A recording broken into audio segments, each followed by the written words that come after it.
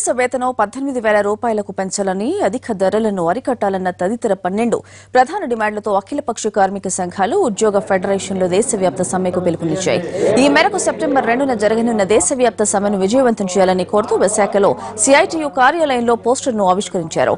కేంద్ర రాష్ట్ర ప్రభుత్వాలు ప్రజా కార్మిక వ్యతిరేక విధానాలను అవలంబిస్తున్నాయని మండిపడ్డారు సిఐటియు నగర ప్రధాన కార్యదర్శి జగ్గునాయుడు. కేంద్ర రాష్ట్ర ప్రభుత్వాలు కార్మిక వ్యతిరేక విధానాలను నశించాలి.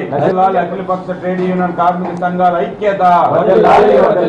అఖిలపక్ష కార్మిక సంఘాల ట్రేడ్ యూనియన్ ఐక్యత. సెప్టెంబర్ 2 సర్వత్ర సమ్మె జయప్రదం చేయాలి. విశాఖ స్టీల్ ప్లాంట్ లో మెటలర్జీ అభ్యర్థులకు ఉద్యోగ అవకాశాలు కల్పించాలని డిమాండ్ చేశారు డివైఎఫ్ఐ నాయకులు.